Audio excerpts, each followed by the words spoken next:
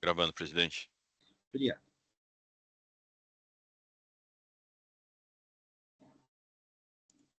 Bom dia. Iniciando a sessão de julgamento da primeira Câmara Julgadora do Tribunal de Impostos e Taxas do Estado de São Paulo, do dia 25 de fevereiro de 2025, a qual está sendo gravada e será disponibilizada posteriormente. Todos os juízes já confirmaram a presença no sistema de debate. Vou iniciar a sessão.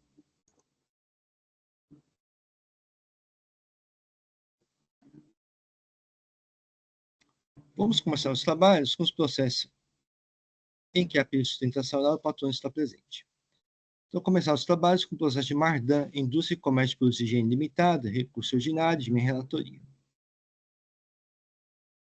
Só um momento que eu vou fazer o registro da presença do patrono.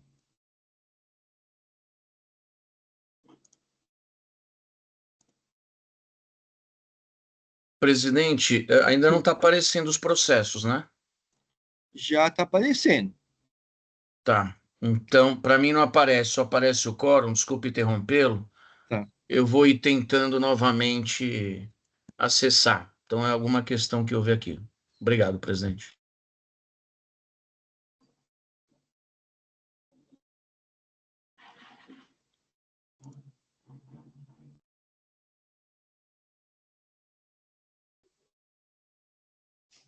Só um momento aqui, é um retorno de diligência, eu vou rememorar os autos, só um momento.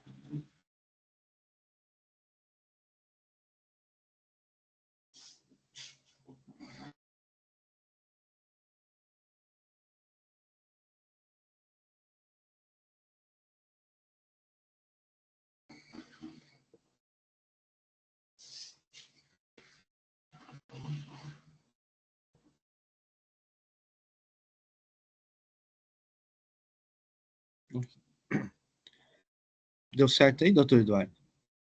Deu certo, ok. Então, é um retorno de diligência, eu vou rememorar a acusação fiscal. Então, vou ler o relatório anterior, é um recurso ordinário, conforme certificado pelo fisco, os itens 1 e 3 a 8 foram liquidados para o autuado e remanesceu a acusação do item 2 do AIM, relativamente a acreditamento indivíduo de semestre por escrituração nas fiscais eletrônicas, orientadas com crédito com indicação destinatária dos referidos documentos fiscais diversos do autuado. A adição primeira instância, julgar improcedente o AIM, foi interposto recurso ordinário, em que foi apresentado sim, seguintes alegações. No dia da ação recuída, improcedente item 2, exorbitante irregularidade do cálculo da multa aplicada e princípio da verdade material. Por fim, foi requerido a nulidade da ação recuída ou do item 2 do AIM e, no mérito, o cancelamento integral da exigência. Tá. Na sessão anterior, eu convite de julgamento e diligência para que o recorrente trouxesse no prazo de 30 dias os seguintes documentos: cópia do livre registro de saídas do emitente, que consta os registros das notas fiscais são objeto AIM, cópia dos registros contábeis do emitente, que constam a saída das referidas mercadorias de seus estoques, e cópias de registros contábeis da autuada, em que constariam a entrada das respectivas mercadorias em seus estoques. Então, o processo foi realizado a diligência, está retornando. O contribuinte apresentou os documentos de folhas 1370 e 1780. O auditor fiscal autuante manifestou-se para a manutenção da agência do item 2 do AIM, e a doutora imputação fiscal apresentou manifestação, e o contribuinte apresentou uma petição de folhas 1792 e 1800. Doutor Fernando, a sustentação oral já foi realizada, correto? Não, senhor presidente. Da Ok. outra vez, a gente combinou suspendi. que eu faria na volta Ok. da diligência. Tá bom. Então, doutor Fernando, fique à vontade para realizar a sustentação oral. Perfeito. Muito obrigado, doutor Inácio, senhor presidente. Vocês me permitem compartilhar aqui a tela só para mostrar alguns slides aqui, porque como é uma questão de prova, né, eu acho que seria importante eu trazer algumas imagens aqui. É possível? Sim, é possível. Ah, tá ótimo. Então eu vou compartilhar aqui, só um minuto.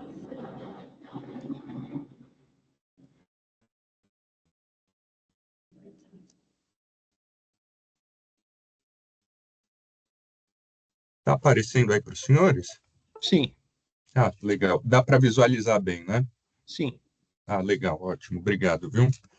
Bom, como já foi bem relatado aí pelo senhor presidente, né, esse auto de infração ele decorre de uma acusação de crédito indevido do ICMS, tá? Que ocorreu essa acusação? Houve ali um pequeno período, né, em que o sistema apresentou uma inconsistência devido a uma atualização e as notas fiscais de transferência de mercadoria, elas foram emitidas da matriz para a própria matriz, quando o correto teria sido ali a emissão da matriz para a filial que foi autuada aqui, tá? Porque a matriz ela produzia, né? E a filial era responsável ali pela armazenagem, expedição, enfim, todos os procedimentos ali de venda posteriores, tá? Então eu trouxe aqui, eu acho que é importante a gente passar por 2 pontos primeiro, né? Primeiro, demonstrar de forma bem clara ali que houve realmente o erro formal, tá? Na emissão dessas notas, e depois demonstrar que esse erro ele não prejudicou em nada a arrecadação, não trouxe nenhum prejuízo ao fisco, porque aqui a gente está diante de um cenário de apuração centralizada do imposto, tá? Então, eu primeiro peço a licença aqui para mostrar para os senhores, a partir de um exemplo, que a nota fiscal realmente houve um erro na emissão, um erro formal, tá? A gente teve aqui quase 9.000 notas emitidas ali em 2020, né? E o erro é de apenas 394 notas ali que foram emitidas em 16 dias, tá? Aqui, eu peguei de exemplo a nota 95188, né? E ela trouxe aqui a evidência que, de fato, ela consta aqui na autuação, tá? Como os senhores podem verificar aí, aqui é uma cópia do auto de infração, tá? Aqui é a cópia da nota fiscal que foi emitida com o erro, tá? Vejam, na parte superior, a Mardan, né? Uma nota de transferência de produção, emitida pelo final 191, né? CNPJ final 191, que é o da matriz, né? E aí, vejam que o destinatário consta como a própria matriz, final 191, tá? Aqui, eu trouxe só uma das notas que estão nos autos, tá? De transferência de débito, né? E ali consta que, evidentemente, a gente tem, né? A matriz com o CNPJ final 191, né? E a filial que foi autuada aqui com o final 272, tá? Então, de fato, a gente tem aí 2 estabelecimentos diversos, tá? Na sequência, eu trouxe aqui as evidências que estão ali já do próprio trabalho do fiscal quando da autuação, tá? Que ele trouxe cópias ali do SPED e do livro da filial autuada, né? Então, vejam, a gente tem aqui na parte superior o CNPJ final 272, que é o da filial que foi autuada, né? O livro de entrada, onde consta a nota fiscal aqui que nós estamos tratando, né, que afinal é a nota fiscal 198, né, ela consta como entrando ali no estabelecimento 191, né, nós temos o registro ali na própria filial autuada, né, onde consta a nota fiscal 95188 ali embaixo, né, com o remetente final 191, que é a matriz. Então, vejam, nas obrigações acessórias, diferentemente da nota fiscal, né, que houve um erro na nota fiscal, consta a operação da forma como ela deveria ter sido refletida ali na nota fiscal, que por um equívoco ali não ocorreu, né? Aí, como já foi bem destacado pelo senhor relator, né, houve uma diligência na qual nós juntamos os livros de registro de saída do estabelecimento da matriz, né, e o livro de registro de entrada do estabelecimento autuado. Aí eu separei aqui para os senhores, né, retomando o próprio exemplo da nota fiscal 95188, que no documento que foi juntado ali na diligência, nós temos o registro de saída da matriz, final 191, né? Aqui consta a nota fiscal 95188, então ela de fato saiu em novembro de 2020, né?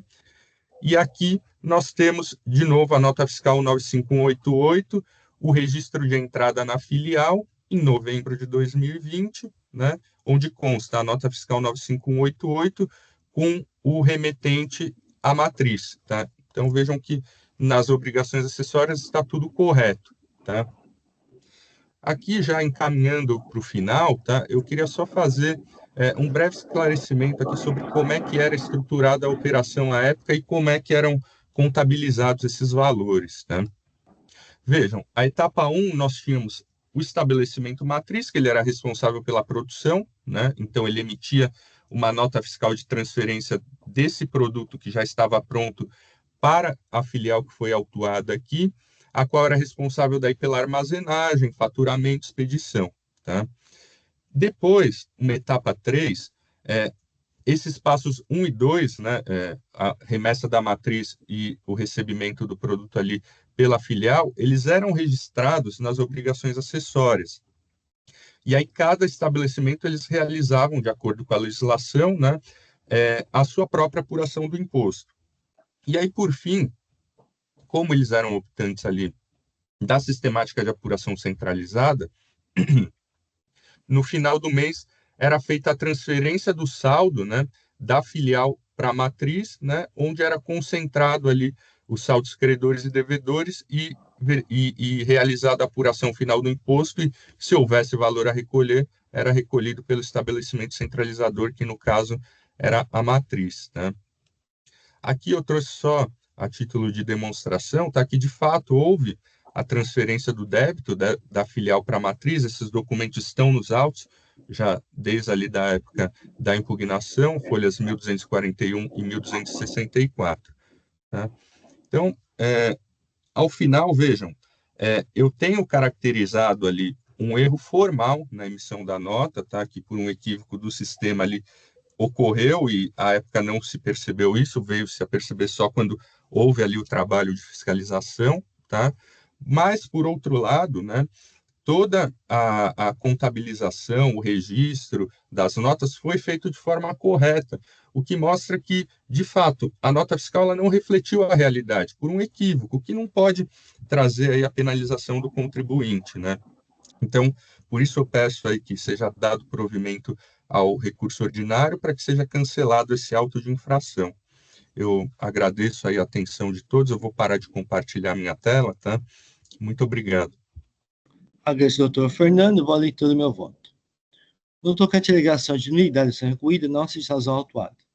As razões postas à preliminar de nulidade do item 2 do ainda defesa são genéricas, sem claro apontamento de quais seriam as alegadas formalidades que não foram observadas, e nem quais os erros e omissões do trabalho fiscal, bem como se confunde com mérito, pois demanda análise das provas dos autos. O STJ, no agravo do recurso especial número 101.586, relatoria ministro João Otávio Júnior, expôs.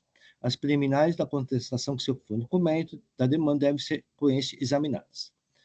Aí, nesse sentido, o STJ, RHC 146474, relatoria ministro Urino Menezes, expôs. Ademais, é esclarecido que essa preliminar se confunde com mérito, por se tratar de tema ligado ao conjunto probatório, devendo o assunto ser apreciado no momento próprio. Quanto ao mérito da decisão recolhida, a autuada não alega nulidade decidido. Assim, não há alegada nulidade da decisão recolhida que teria trazido motivos genéricos, pois, sobre a matéria, a defesa expôs razões genéricas e se confunde com o mérito que foi apreciado. Destaque no recolher a pretensão da autuada. Relativamente à alegação de nulidade do item 2 do AIN, a autuada repete os argumentos da defesa quanto à matéria, e como posto no item 1 desse voto, são genéricos e se confundem com o mérito que se é apreciado desse voto. É fato incontestável que a autuada fez o creditamento das notas fiscais de folhas 111 a 505, sem que ela não constava como destinatária das mercadorias. O artigo 61, parágrafo 4º, item 2 do regulamento, expresso da infringida autuação, é motivo suficiente para ensejar a exigência fiscal. Assim, o auto de infração está instruído com documentos demonstrativos e elementos materiais comprobatórios da infração, não havendo a falta de motivação nem licenciamento de defesa. Então, destaque a pretensão recorrente. No mérito, passo a expor meu entendimento. O contribuinte apresentou as folhas 1370 a 1780, cópia do livro de registro de saídas do emitente das notas fiscais, cópia do livro de registro de entradas da autuada, cópia dos registros fiscais dos documentos de saída da mercadoria e prestação de serviço do emitente das notas fiscais, e cópia dos registros fiscais de documentos de entradas de mercadorias e aquisição de serviço da autuada. Tais documentos demonstram que houve a saída de mercadorias, ou seja, houve fato gerador do imposto, e o creditamento realizado pela autuada, mas não comprovam que houve alegada transferência de mercadorias entre matriz e autuada. Embora tenha sido concedida a oportunidade, conforme a diligência solicitada, não foram apresentadas cópias de registros contábeis do emitente, em que constariam as saídas e respectivas mercadorias de seus estoques, nem cópias de registros contábeis da autuada, em que constariam a entrada das respectivas mercadorias em seus estoques, como demandado pela diligência. Assim, a autuada não prova efetivamente que o erro na emissão de notas fiscais refere-se a transferir mercadorias entre a matriz e a autuada, cujos estabelecimentos são contíguos. Desta forma, não se prova que as mercadorias saídas da matriz efetivamente entraram no estabelecimento da autuada, razão pela qual não é admissível o creditamento efetuado, uma vez que o direito ao crédito decorre da entrada de mercadoria no estabelecimento, como dispõe o parágrafo 2º do artigo 214 do regulamento, e o citado artigo 61, parágrafo 4º, item 1 do regulamento, veda a apropriação do crédito imposto, destacar em documento fiscal, se esse indicar como destinatário da mercadoria ou tomador de serviço, estabelecimento diverso daquele que eu registrar. Ainda não restando provado que as referidas transferências de mercadorias e consequente crédito indevido aproveitado pelo autuado, há prejuízo físico, uma vez que a centralização da aprovação de semestre apresenta resultado em desfavor deste, em benefício do autuado, pois tais créditos indevidos são levados a efeito na referida apuração do imposto. Ainda pelo exposto, não se demonstra que, abre aspas, toda a escritura contábil e fiscal foi feita corretamente, em especial razão de, mesmo com a diligência, o autuado não trouxe registros contábeis solicitados. Não se pode alegar que não houve a busca da verdade material quando, mesmo oportunizado, o contribuinte não apresenta os documentos solicitados. Destaque no único pretensão da requerente. Quanto a alegar a exorbitância multa aplicada, a matéria está pacificada na Câmara Superior, desiste e adota o entendimento exposto no processo da ET 8, 4042, 460, 2014, relatora Dr. Antônio Augusto Pereira de Carvalho. O artigo 527-A do regulamento é inaplicável aos pendentes autos, uma vez que a exigência do imposto, fator impeditivo, objetivo para sua aplicação, independente do dolo, fraude ou simulação, conforme consta seu caput. Nesse sentido, a Câmara Superior CETIT ressassou a possibilidade da aplicação do artigo 527-A do regulamento para as infrações relativas ao crédito de imposto, como se verifica no julgamento do item 1, relativo ao crédito devido ao imposto no processo da ETC 3, 4018, 52, 2013, voto vencedor do Dr. Paulo Gonçalves da Costa Júnior. Então, destaque não é pela pretensão da requerente. A verdade material foi levada em consideração, tanto que foi determinada diligência para a apresentação de documentos autuados, e conforme apreciado nesse voto, os documentos dos autos não demonstram os fatos ligados pela requerente, estando inalterado o fato que as notas fiscais utilizadas para acreditamento indicam como destinatário da mercadoria estabelecimento diverso da autuada, que também não provou a entrada das mercadorias em seu estabelecimento, ou seja, a conduta requerente infringiu o artigo 61, parágrafo 4º, item 1 do regulamento. Então, pelo exposto, conheço e nego pela inconstitucionalidade. É assim que eu voto. Só um momento que eu vou fazer registro do voto.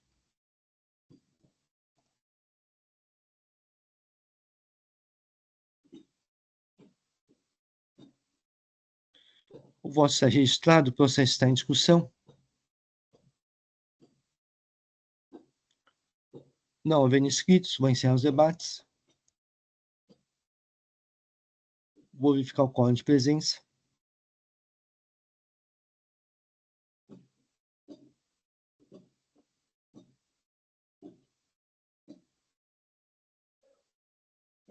E vou iniciar a votação.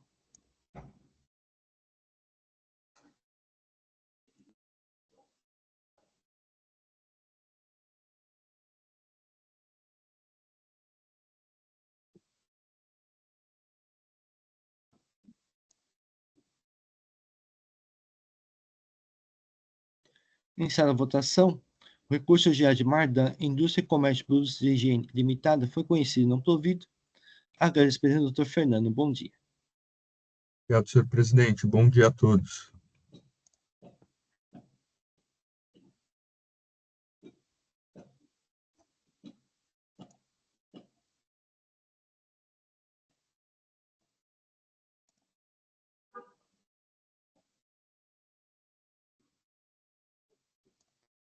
Doutor Walter.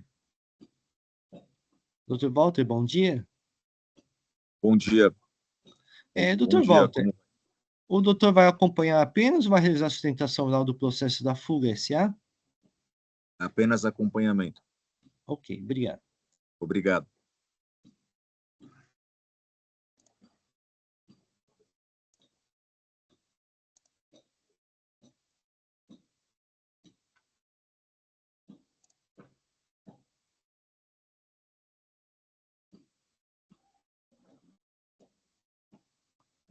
Muito bem, trata-se de recurso ordinário interposto contribuinte com decisão proferida pelo DTJ2, que julgou procedente o AIM.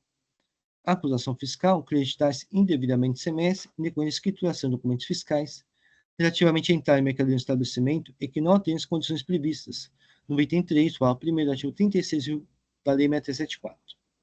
Os documentos fiscais foram declarados inidôneos pelo Fisco do Estado do Rio de Janeiro. A decisão primeira instância julgou procedente a auto-tração. Inconformado com a decisão primeira instância, o contribuinte depôs recurso ordinário, apresentando em seguintes alegações: boa-fé, caráter confiscatório da multa aplicada. E, por fim, requer em subsistência a auto-tração.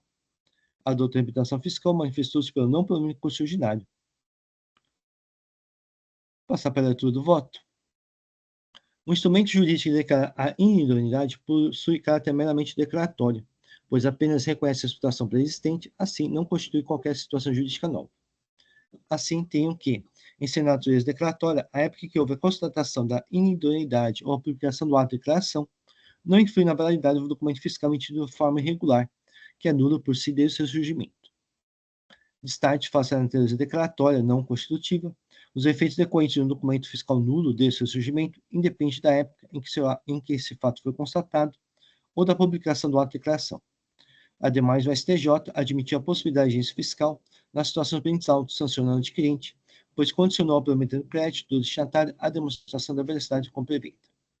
O artigo 36, caput da Lei 6374, condiciona o direito ao crédito, desde que os mercadorias estejam acompanhados pelo documento fiscal hábil, emitido por contribuinte em situação regular perante o fisco. Somente aqueles que efetivamente praticam operações submetidas ao ICMS são os que possuem maiores condições para saber como tais operações efetivamente ocorreram de fato. Nesse sentido, ao espécie de dever legal previsto no artigo 22A da Lei 674. Observe que o artigo 22A da Lei 674 não está atribuído a atividade de fiscalização para o destinatário de mercadorias, mas sim a obrigação de apresentar provas das operações que fez parte. Os pedidos para emissão de nota fiscal eletrônica são realizados antes da efetiva realização das operações sujeitas ao ICMS, denotando a pretensão futura. Assim, o fisco verifica os aspectos formais do pedido e autoriza a emissão de notas fiscais. No entanto, o fisco desconhece a efetiva realização das operações, pois tais fatos ocorrerão futuramente. Portanto, a existência formal do fornecedor à época das operações ou autorização para emissão das notas fiscais eletrônicas não são atestado homologação ou validação, nem mesmo tácito da efetividade das operações, e não pode servir para eximir a de responsabilidade daquele que efetivamente praticou operações sujeitas ao ICMS, quer como comprador destinatário, quer como vendedor ou fornecedor. Quanto às provas, a Câmara Superior desse título, o STJ, aceitar o argumento da boa-fé do destinatário das mercadorias acobertar por documentação fiscal inábil, desde que haja demonstração da veracidade da compra e venda. O contribuinte apresentou como comprovante de pagamento os documentos folhas 61 a 87, que trata de comprovante de transação bancária TED, e folhas 98 a 202, extratos bancários do Banco Bradesco, em nome do suposto fornecedor. A comprovação do pagamento é um dos elementos para aferir a boa-fé das operações. No entanto, per si não é suficiente para comprovar a veracidade da compra-venda, uma vez que atesta apenas a existente movimentação financeira, mas não que as mercadorias efetivamente tiveram origem no estabelecimento do suposto fornecedor. Nesse sentido, a comprovação do transporte de mercadorias é elemento relevante para a demonstração da boa-fé.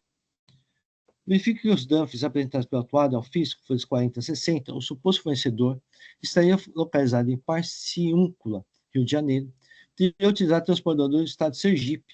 É relevante que o defeito dos DANFs teria sido autorizado pelo fisco do estado do Rio Grande do Sul, ou seja, diversos emitentes das conhecidas transportes eletrônicos, que seria supostamente a própria fornecedora TH Transporte e Comércio de Couro Eirene, localizada no estado do Rio de Janeiro, como já exposto.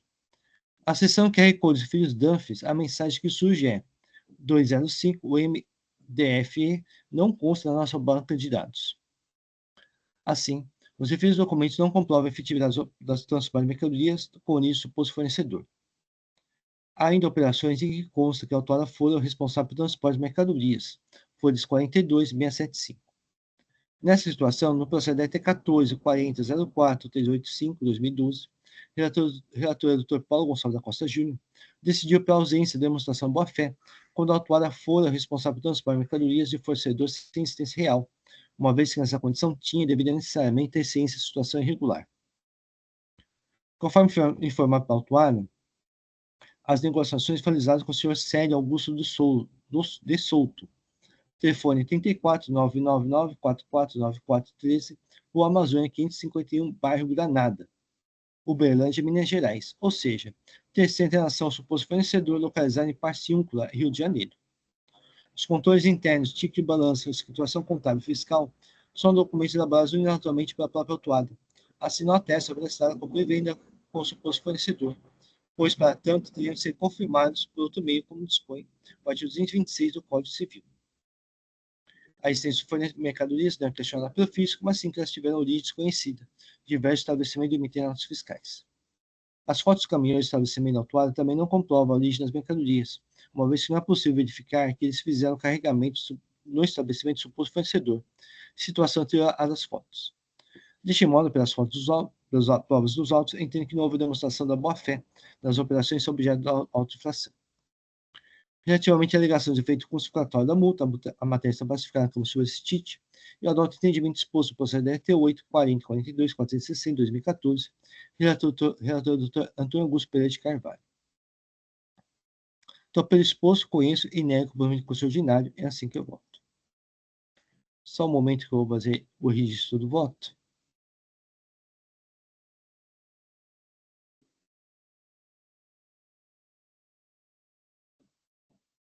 Muito bem, o processo está registrado, o processo está em discussão.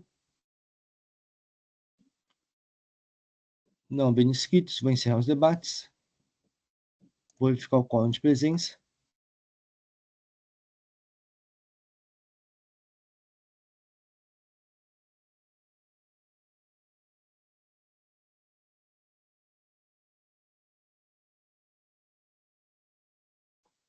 Vou iniciar a votação.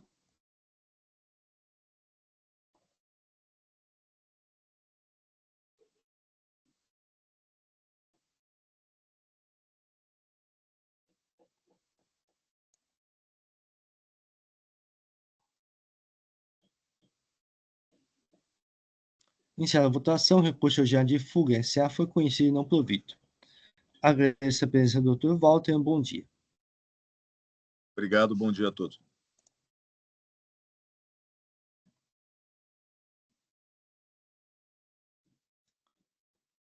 Muito bem. O processo de roda poliamida especiais limitada será retirado de pauta a pedido do relator. Ele votar oportunamente para julgamento.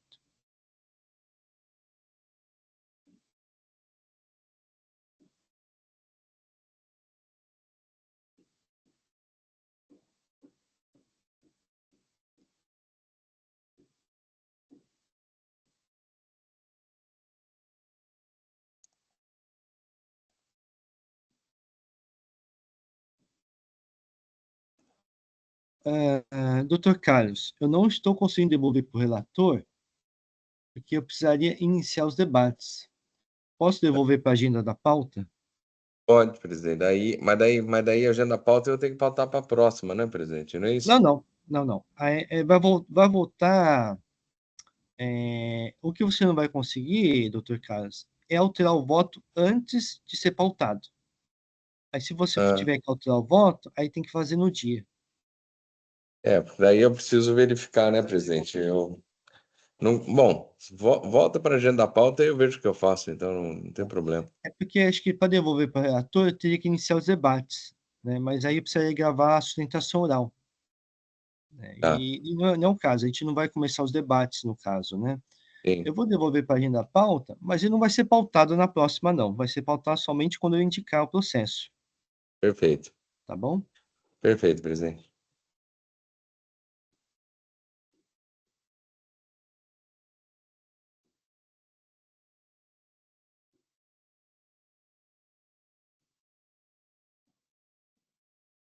Muito bem, com isso encerramos o processo de hoje. Então, podemos encerrar essa sessão de julgamento da primeira Câmara Julgadora do Tribunal de Impostos do Estado de São Paulo, do dia 25 de fevereiro de 2025. Agradecimento de todos e pediria para o Jailson encerrar a gravação.